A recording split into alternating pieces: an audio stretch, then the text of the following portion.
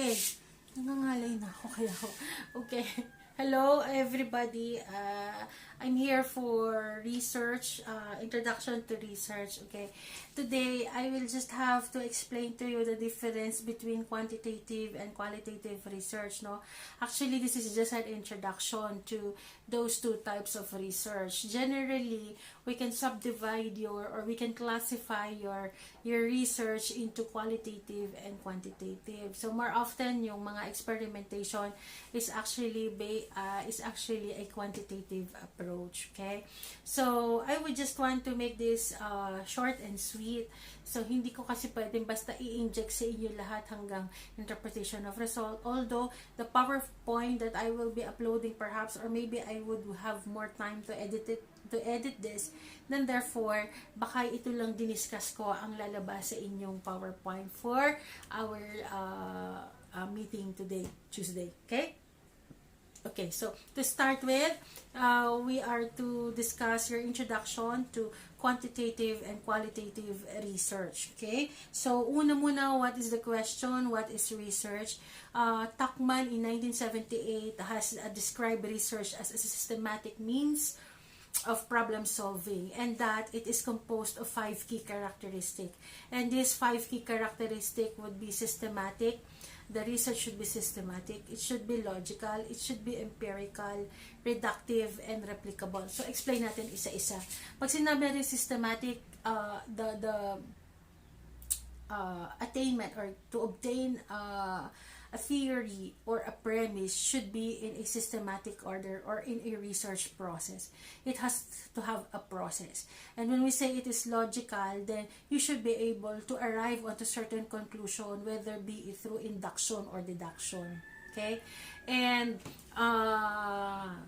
third, it should be empirical. So before you arrive into conclusion, make sure that you have arrived into conclusion based on an evidence that is true, that is empirical, evidence-based. And reductive, you should be able to make a generalization out of your research. And lastly, it has to be replicable.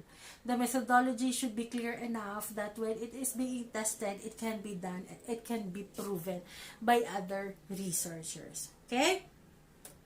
Now, sabi nga, your research can be split broadly into quantitative and qualitative. Okay, so how do you choose your research, or how would you classify your research? That depends on your research question. Okay, and the underlying philosophy of research in it. So, kung question mo is like, for example, epidemiological picture of Ascaris lumbricoides among children of Calamba, Parian, Calamba, that is actually a qualitative research. Bibilangin mo lang kung ilan at i-explain mo lang kung or for example, mas madali to. For example, behavior of medic students during COVID-19 pandemic. So that actually is a qualitative. You just have to describe what is their position or what is their status. Wala kang ginawang intervention. Okay? And then you will fall into qualitative. Ngayon, kung meron ka namang gustong, what is the effect of rambutan nga sa harapan ko yun, rambutan to the blood glucose level of mice, so meron kang i-apply, meron kang bibigay, meron kang numbers na kukunin, then therefore that is quantitative. Okay? So there are basic principles of research design. Actually, meron kang features of research design, okay, 4 to, that would actually help you kung saan ka babagsak or kung saan ka makakategorize. Okay? You have your ontology, epistemology, methodology, and then lastly, methods and technique. Okay? So, pag sinabi natin ontology, yun yung assumption ng researcher sa mundo. What are the assumption of the researchers on the world? And the assumption, the view of the researcher to the world, and the assumption of the researcher about the nature of the world and the reality. Okay? And epistemology naman is the assumption that you make about the best way of investigating the world and the reality. Okay, so there is somewhat an investigation in epistemology. And methodology, of course, is the way you group together your research technique to arrive into a coherent picture, yung katanggap-tanggap. So, meron kang proseso na sinusunod. And, of course, you have your methods and technique. This is what you actually do. What is the process that you actually conduct to collect your data, okay, to obtain your conclusion based on your investigation, based on your observation of your own investigation. Okay, so these principles will definitely inform you of which method you should use. Okay, so let me just elaborate more on ontology. Sa ontology kasi, naka-classify pa siya sa 4. Meron siyang realism, okay, sa ontology, meron tayong realism. Meron tayong internal realism, relativism, at saka nominalism. Pag sinabi natin realism, ito yung summary ng realism, ontology realism. Pag sinabi natin realism, the world is real and science proceeds by examining and observing it. So, meron kang pruweba through science that everything is real and it's proven because it has been proven by science. Okay? Ang internal realism naman, the world is real but it is almost impossible to examine it directly. Okay? And you have your relativism. Scientific laws are basically created by people to fit their view of reality. Ibig sabihin, subjective ang iniisip nito. So, sinabi mo lang na ito ang dapat mong gawin kasi yun ang gusto mo. Okay. And nominalism, reality is entirely created by the people. And there is no external truth about it. Okay? So, parang ganito. Red. Sabi ko, red. Sabi ng tao, red. Pero sigurado ba tayo na red talaga to? Sino uno nagsabi na red talaga to? At ito ba talagang red? Malay mo, ito talagang green. Okay? So, entirely, this is created by the people that it is green, but wala namang makapagpatunay na ito nga ay red talaga. Okay? So, yun yun. Now, in ontology, the truth in realism, there is a single truth. Pag sinabi natin realism. Pag sinabi natin internal realism, truth exists but it's quite obscure, medyo questionable, parang medyo malabo. And there are so many truths kapag relativism. And nominalism, there is no truth at all. Okay, there is a single truth. Maganda, ako. Okay? And internal realism, there is a truth. Sige na nga, maganda ka. Per question mark. Ano yung, pero parang alangan, okay? And relativism, pwede mo sabihin, sige, sabi mo maganda ka sa iyong pananaw, sa pananaw ko, baka naman hindi ka maganda. So, maraming truth, maraming klaseng truth. Sa akin, pwedeng totoo.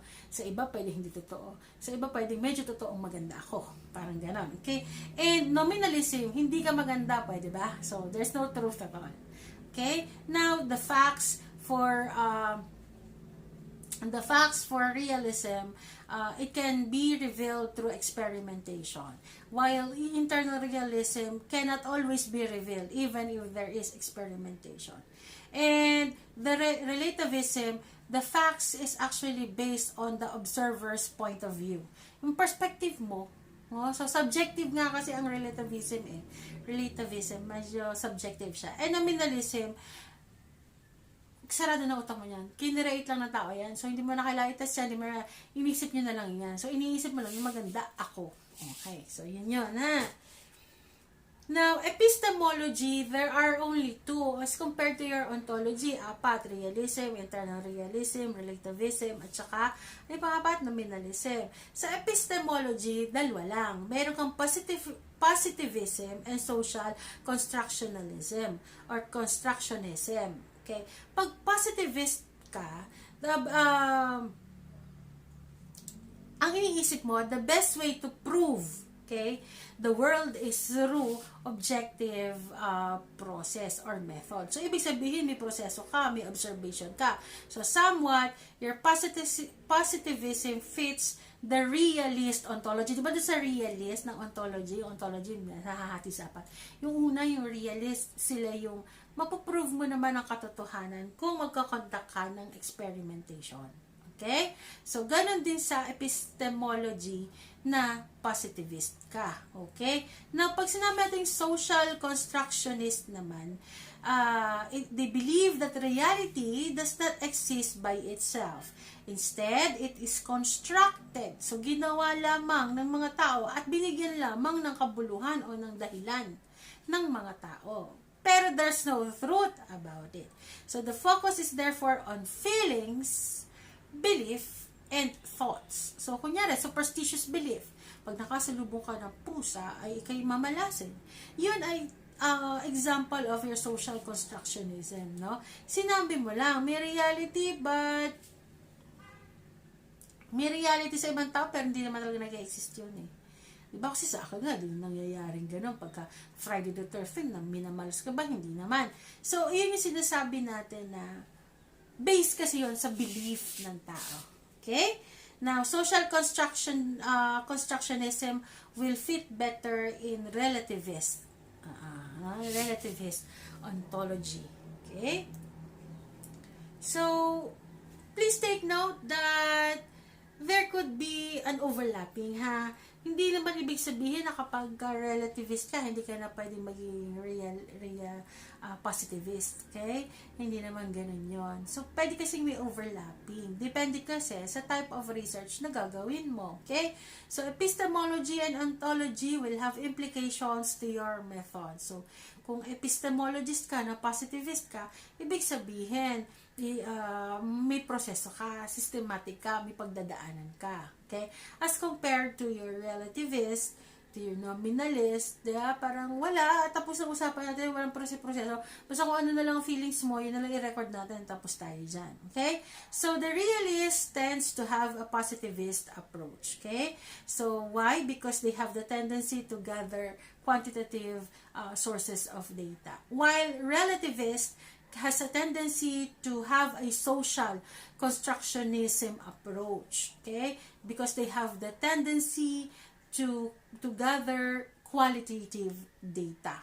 Okay? Sabi nga natin, pag quantitative, may numbers yan, meron yung computation, calculations yan. Okay? So, please remember that these are not absolute. People tend to work on a continuum. Ibig sabihin, there could be a mix and match of methods and approaches depending on the type of the research study that you are going to do. Okay? So, I guess, ano na ba? Wait lang po ha. Okay. So, I guess I have to stop on that muna. Okay? So, along with this will be the PowerPoint, and the next meeting we will discuss about the data, how we were going to treat data. Okay? So, thank you everybody and have a nice day till next week. Mabuhay po. Thank you.